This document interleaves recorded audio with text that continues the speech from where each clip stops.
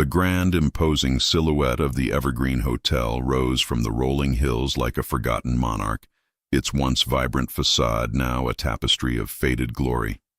Turrets that had once scraped the sky with proud defiance now seemed to stoop, their ornate carvings weathered by decades of relentless wind and rain. Ivy, thick and tenacious, clung to the stone, a verdant shroud slowly reclaiming what man had built. Within its cavernous halls, dust motes danced in the sparse sunlight that dared to penetrate the grimy windows, illuminating a world suspended in time, a silent testament to a grandeur long past.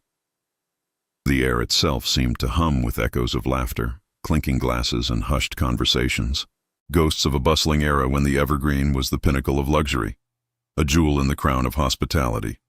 Now it stood isolated, largely forgotten, a relic guarding its memories with quiet dignity. Within this mausoleum of memories lived Elara, a woman in her late 50s, her face etched with the quiet resilience of someone who had carried a heavy burden for too long. Her hands, though gnarled by age and work, moved with a delicate precision, a practiced grace honed by years of tending to the hotel's every need. She was a descendant of the Evergreen's original owners, her life inextricably linked to its fate, its decline mirroring the quiet sorrow in her own eyes. For Elara, the hotel wasn't merely a building, it was her lineage, her identity, the very marrow of her being. Her motivation was a powerful, almost sacred duty, to preserve her family's legacy, to keep the flame of hope flickering, however faintly, for a revival that seemed increasingly improbable with each passing year. Every morning, Elara embarked on a meticulous ritual, a poignant ballet of delusion. She would set tables in the vast empty dining room, arranging gleaming silverware and pristine white napkins for guests who would never arrive. Beds in the dozens of rooms were made with crisp, freshly laundered linens, their pillows fluffed, anticipating heads that would never rest upon them. Phantom rooms were prepared, their curtains drawn back to welcome a sun that would only illuminate their emptiness. This elaborate pantomime was her coping mechanism, a desperate attempt to ward off the crushing weight of loneliness and the stark reality of the hotel's abandonment. In her mind, the Evergreen was still bustling, still alive, and she, its dedicated proprietor, was merely awaiting the next wave of arrivals. Her heart, however, knew the truth, a truth she meticulously avoided by conjuring an illusion of life.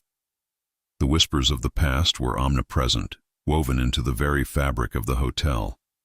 Faded photographs adorning the walls depicted elegant men and women frozen in time, their smiles a stark contrast to the present silence. Leather-bound guest books, their pages yellowed with age, bore the elegant cursive of long-departed visitors, each entry a fleeting glimpse into a glorious history.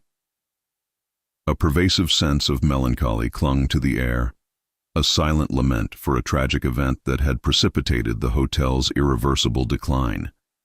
A story Elara rarely spoke of, even to herself. Then there was the unsettling anomaly, a deviation from the familiar mournful routine. Every single morning, without fail, a single fresh, vibrant rose would appear on the reception desk. Its petals, still dewy, seemed to mock the surrounding decay, a splash of defiant life in a world of muted tones. Elara was the only living soul within the hotel's decaying walls, a fact she reaffirmed with each solitary step and every creaking floorboard. The rose was an enigma, a beautiful, perplexing mystery that pricked at the edges of her carefully constructed reality. One morning, as Elara reached for the familiar blossom, her fingers brushed against something else, a small folded piece of parchment nestled beneath its delicate stem. Her breath hitched, a tremor running through her aged hands as she slowly unfolded the note. The handwriting, though slightly shaky, sent a jolt through her very core, a familiar script she hadn't seen in decades. It was a message, short and precise, bearing words that could only be from her long-lost sister, Lena. Before we continue, subscribe to the channel and tell us in the comments where you are watching from. The sight of Lena's familiar handwriting on the note, a delicate script that time had failed to erase from Elara's memory, ignited a flood of dormant recollections. Her mind, a dusty archive of the past, suddenly illuminated with vibrant images of a happier time, a period when the Evergreen Hotel, though still a grande dame, was filled not with spectral whispers, but with the boisterous laughter of two young girls. Elara remembered Lena, her younger sister, with a clarity that stung. Lena, with her bright, inquisitive eyes and an infectious giggle that could chase away any shadow. They had been inseparable, bound by an unspoken promise of shared dreams for the hotel, a future where they would together restore its faded glory. They would spend hours sketching renovations, imagining new ballrooms, and planning menus, their childish visions painting a vibrant future for their beloved Evergreen. Their idyllic world, however, began to crack with the arrival of Mr. Thorne. He had materialized like a polished serpent from the city, his charm as smooth as his tailored suits, his words dripping with promises of revitalization.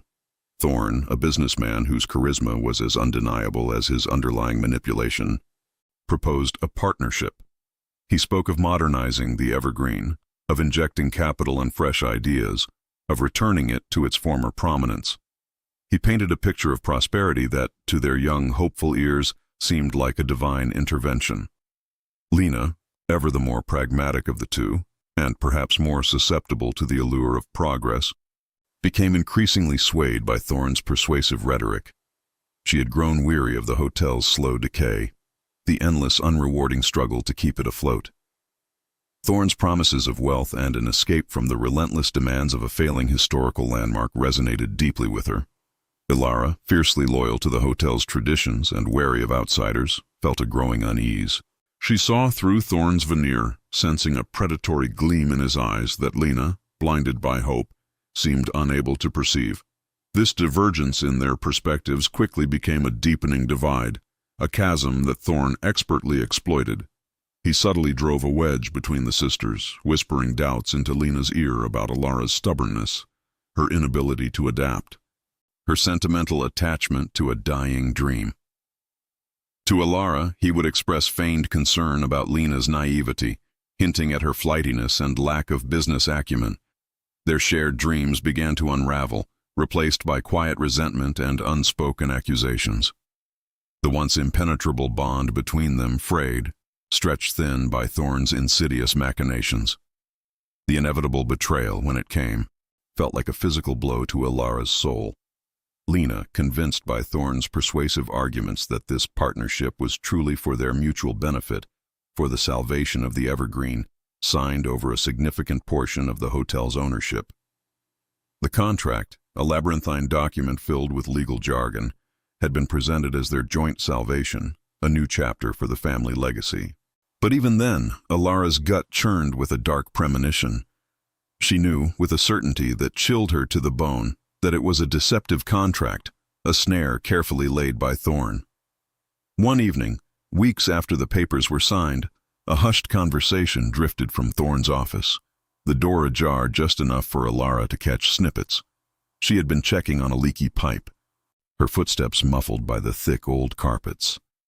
The words that reached her ears, though fragmented, pieced together a horrifying truth. Thorne was on the phone, his voice devoid of its usual charm, replaced by a cold, calculating tone. He spoke of finalizing plans, of bulldozers arriving by spring, and a modern development that would erase the Evergreen from existence. He casually mentioned Lena, not as a partner, but as a useful idiot, an unwitting pawn in his ruthless game to seize the hotel and demolish it for his own profit. The realization struck Elara with the force of a physical blow. Lena had not only been deceived, but had unknowingly become an instrument in the destruction of everything they held dear.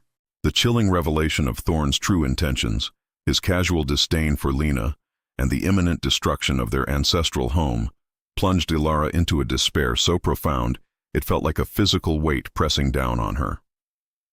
The hotel, once a vessel for her hope, now became a mausoleum for her shattered dreams. Its decline, which had been a slow, agonizing descent, accelerated dramatically after the betrayal. The few remaining staff, their wages cut, their spirits broken, gradually departed, leaving Elara utterly alone amidst the decaying grandeur. Each creak of the floorboards, each gust of wind rattling the windows, seemed to echo Lena's unwitting complicity, a constant painful reminder of the sister who had unknowingly facilitated the enemy's victory. Elara found herself haunted not just by Thorn's deceit, but by Lena's actions. The devastating loss of their once unbreakable bond. Her fight against Thorn, initially fueled by a fierce desire to preserve her family's legacy, transformed into something far more desperate. It became a solitary, futile battle against his formidable legal team, a relentless barrage of paperwork and court orders that chipped away at her resolve. Thorn, a master manipulator, had crafted the deceptive contract with meticulous precision, leaving Elara with no legal recourse. Her motivation shifted, evolving from mere preservation to a desperate, yearning hope for Lena's return, a fervent prayer that her sister would somehow understand the depth of her mistake, that they might somehow mend the gaping wound between them. She clung to the faint possibility that Lena, once enlightened, would join her in fighting the insidious force that sought to obliterate their shared history. As Elara wrestled with her despair, the hotel itself seemed to stir awake. Mysterious occurrences, once subtle and infrequent, intensified, becoming almost commonplace. Doors that Elara swore she had locked would be found ajar, swinging gently in an imperceptible breeze. Faint strains of music, old ballroom waltzes and jazz melodies, would drift from empty ballrooms, only to vanish when she investigated. Sometimes she would hear it, a child's laughter, light and airy, echoing through the desolate corridors, a sound that both terrified and captivated her. These inexplicable events, rather than driving her away, deepened her conviction that a presence, an unseen force, lingered within the hotel's walls, a silent witness to its slow demise. Her nights became a recurring nightmare, a vivid, relentless loop of a specific, tragic night at the hotel, a night shrouded in a fog of memory she could never quite penetrate. She would see flashes of flickering lights, hear muffled shouts, feel an overwhelming sense of panic. But the crucial moment, the catalyst for the hotel's decline, always remained just beyond her grasp, dissolving into darkness before she could fully comprehend it. Each morning she woke with a gasp, the phantom unease clinging to her like a shroud, a premonition of forgotten tragedy.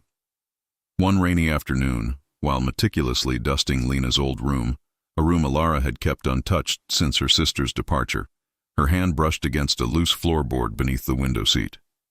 Curiosity, a rare flicker of emotion in her desolate existence, prompted her to pry it open. Inside, nestled amongst dried lavender, she discovered a small wooden box. Her heart pounded as she lifted the lid, revealing a stack of unsent letters, Lena's familiar handwriting adorning each envelope. The dates spanned the period immediately following the signing of the contract, a timeline that sent a shiver down Elara's spine. With trembling hands, she began to read. The letters painted a picture of Lena's growing doubts about Thorn, her increasing unease with his methods, her profound regret for having been so easily swayed. Each word was a poignant confession, a desperate plea for forgiveness that had never been delivered. As Elara read the final, tear-stained letter, a faded newspaper clipping fluttered from between its pages, drifting to the dusty floor. Her eyes, blurred with unshed tears, focused on the headline, the bold black letters screaming a story from years ago. Tragedy strikes nearby hotel. Fire claims lives. The date beneath the headline, chillingly familiar, sent a jolt of recognition through her. It was the exact date of her recurring nightmare, the date of the hotel's unseen tragedy. The newspaper clipping, a brittle testament to a forgotten disaster, ignited a spark of fierce determination within Elara. The date, the proximity, the chilling coincidence with her nightmares, it could not be mere chance. Her despair, which had threatened to consume her, now hardened into a resolve to uncover the truth, not just about Thorn, but about Lena, and the spectral presence that now permeated the Evergreen. Elara meticulously reread Lena's letters, searching for any subtle clue, any hint that might connect her sister to the fire. Lena's growing unease with Thorn, her sudden disappearance, the timing of it all, it began to coalesce into a horrifying narrative far darker than simple abandonment. Elara immersed herself in old newspaper archives, her fingers stained with dust and printer's ink as she scoured microfiches and digital records. Her investigation soon revealed a pattern, a chilling blueprint of Thorne's operations. The Tragedy Strikes Nearby Hotel headline was not an isolated incident. She unearthed reports of similar fires, suspiciously timed, at other properties Thorne had expressed interest in, properties that subsequently became prime real estate for his modern developments. Each fire had conveniently cleared the way for his ambitious projects, leaving behind a trail of destruction and, often, unanswered questions. Thorne was not merely a shrewd businessman. He was a predator, systematically eliminating obstacles, and the Evergreen was merely his latest target. The realization solidified Elara's nascent suspicion. Lena had become entangled in something far more sinister than a deceptive contract. As Elara delved deeper, the hotel's ethereal inhabitants, once a source of unsettling mystery, began to reveal their purpose. The faint music, the child's laughter, the doors opening and closing, these were not random occurrences. They were not malevolent hauntings designed to frighten, but desperate attempts at communication.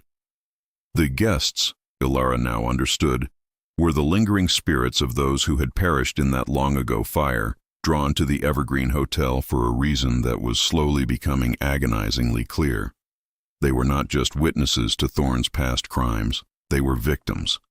Their restless energy tethered to the truth he so desperately sought to bury. They had found refuge, or perhaps a focal point for their unresolved anguish, within the walls of the Evergreen, a place that mirrored their own lost grandeur. The truth about Lena, when it finally emerged from the fragmented clues, was a profound and heartbreaking revelation. It wasn't through a single document, but a mosaic of observations from Lena's letters, a few carefully hidden notes in her journal, and the grim reality of Thorne's modus operandi. Lena, after signing the deceptive contract, had slowly begun to uncover Thorne's true nature. Her initial regret had morphed into horror as she realized the extent of his villainy, his ruthless disregard for human life and history. She hadn't simply abandoned Elara, she had attempted to expose Thorne. Lena had gathered evidence, meticulously documenting his fraudulent activities, his pattern of arson, and his ultimate plan to demolish the Evergreen. Her disappearance wasn't a flight, it was a consequence of her bravery. She had vanished under mysterious circumstances, a victim of Thorne's desperate measures to silence her, not a sister who had simply walked away. The rose on the reception desk, the notes. They weren't from Lena. They were from the spirits, guiding Elara, using Lena's familiar script as a beacon. The spectral guests were not aiming to scare Elara. They were seeking justice. Their subtle manifestations were not just remnants of their past lives, but a collective cry for help, a plea to expose the man who had caused their untimely demise. They were trying to communicate a warning, to guide Elara towards the crucial evidence Lena had undoubtedly hidden, a final piece of the puzzle that could bring Thorne down. Their presence was a protective shroud, a silent army rallying around Elara, empowering her to finish what Lena had started. One evening, as Elara sat in Lena's old room, surrounded by the echoes of her sister's presence, the air grew thick with an almost palpable energy. The child's laughter was closer, clearer, almost melodic, and a soft, persistent tapping began to emanate from the wall beside the antique wardrobe. It was a rhythmic, deliberate sound, unlike any of the random creaks and groans of the old hotel. Following the spectral guidance, Elara pressed against a section of the ornate paneling. With a soft click, a hidden compartment sprang open, revealing a leather-bound journal, Lena's familiar initials embossed on its cover. This was it, the spirit's final gift, Lena's last testament. The journal, warm from its hidden recess, felt heavy in Elara's hands, a tangible link to her lost sister. Its pages, filled with Lena's elegant script, chronicled her final, desperate days. Lena had meticulously documented Thorne's escalating threats, his casual mentions of unfortunate accidents befalling those who stood in his way, and her growing fear for Elara's safety. Each entry was a testament to Lena's transformation from a disillusioned sister to a courageous investigator, driven by a fierce desire to protect her family's legacy and expose a monster. She had detailed Thorne's financial manipulations, his offshore accounts, and the names of corrupt officials he had bribed.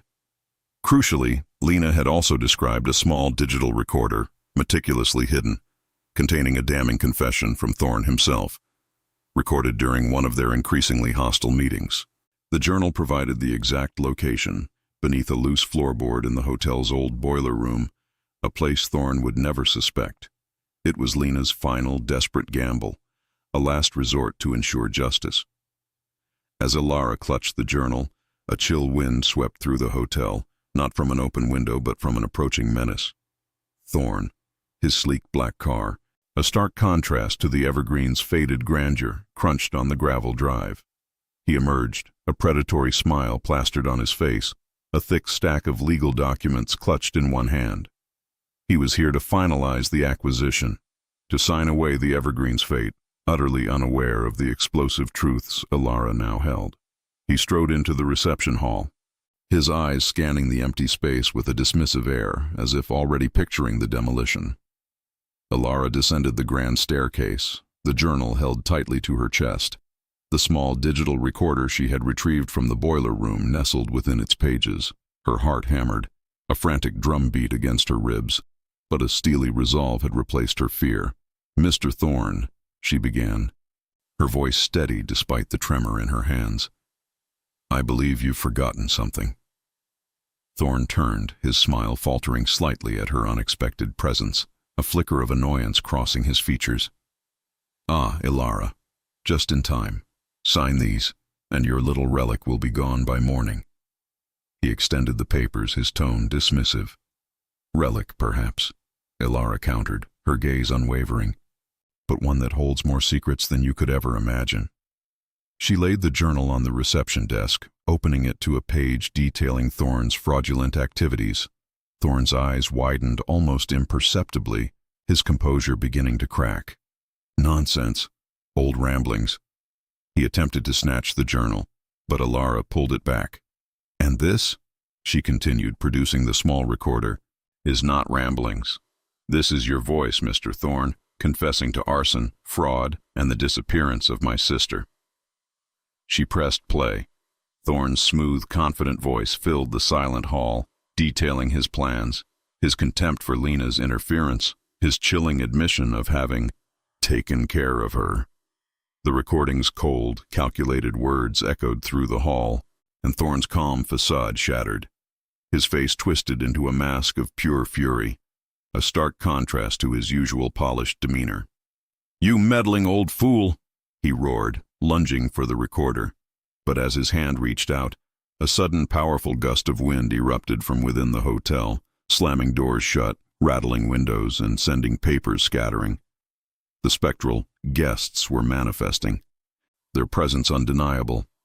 A crystal chandelier above Thorne swayed violently, its glass pendants clinking like 1,000 tiny warnings.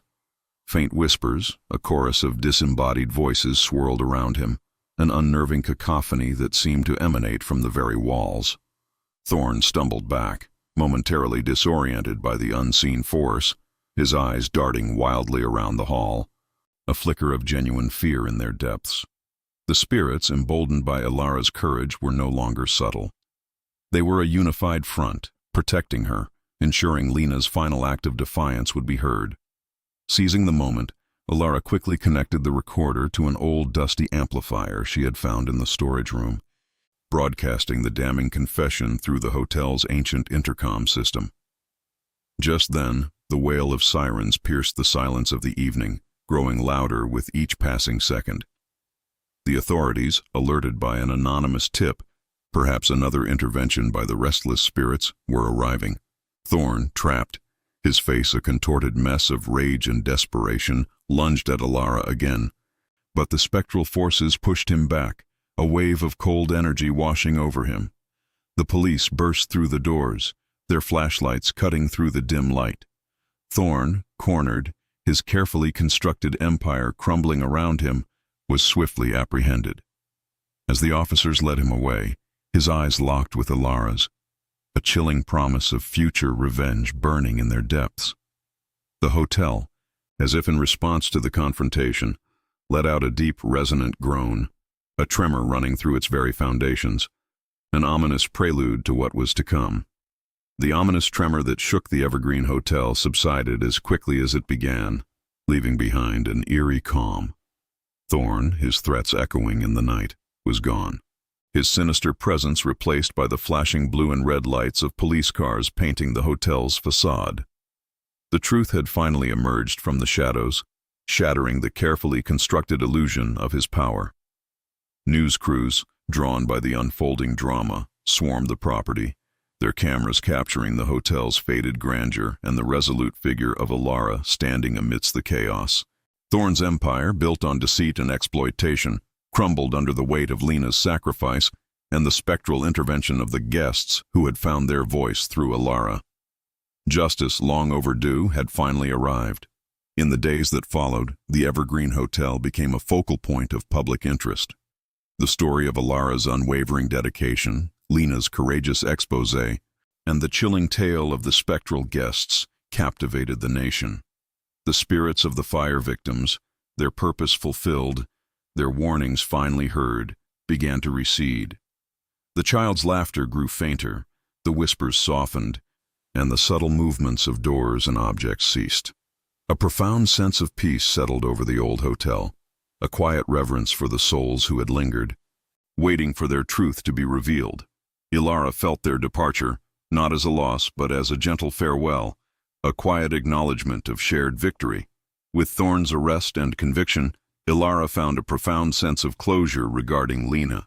Her sister had not abandoned her. She had fought a battle Elara never knew existed, a battle for justice that ultimately cost her everything. The pain of betrayal transformed into a deep, abiding respect and love for Lena's strength. Elara's motivation shifted, no longer solely focused on preserving a decaying legacy, but on building a new one that honored Lena's memory and celebrated the enduring spirit of the Evergreen. The hotel, once a prison of memory, became a canvas for hope. The community, touched by Elara's story and the hotel's dramatic rescue, rallied around her. Volunteers arrived, eager to lend a hand, their energy breathing new life into the old structure. Architects and historians offered their expertise, ensuring that the renovation would honor the hotel's rich past while preparing it for a vibrant future. The peeling paint was stripped away, revealing the original, vibrant colors beneath. The grand ballroom, once a silent echo chamber, was meticulously restored, its chandeliers glistening anew. The Evergreen Hotel, once isolated and forgotten, became a symbol of resilience, a testament to the power of truth and the unwavering bonds of family. Months later, the Evergreen Hotel reopened its doors. It was no longer a monument to a tragic past, but a vibrant, welcoming haven. The reception desk, once home to a solitary Rose, now bustled with genuine guests, their laughter and conversations filling the lobby. The rooms, once prepared for phantom visitors, now welcomed families and travelers seeking comfort and charm. Elara, no longer the sole caretaker, but the proud proprietor, moved through the revitalized spaces, her heart full. She greeted guests, oversaw operations, and shared stories of the hotel's incredible journey, always ensuring Lena's role in its rebirth was remembered. One evening, as the last of the day's sunlight bathed the grand lobby in a warm golden glow, Elara stood by the newly polished reception desk. She looked out at the guests enjoying their dinner in the beautifully restored dining room, heard the gentle hum of conversation, and saw the hotel, once shrouded in melancholy, now alive with purpose. The Evergreen Hotel, a beacon of hope, stood tall and proud, a testament to love, perseverance, and the enduring power of family, even in the face of betrayal and tragedy. Elara smiled, a genuine, peaceful smile. Lena's memory was no longer a burden, but a constant source of strength, a guiding light that had led them all home. The hotel, her home, was finally at peace, and so was she.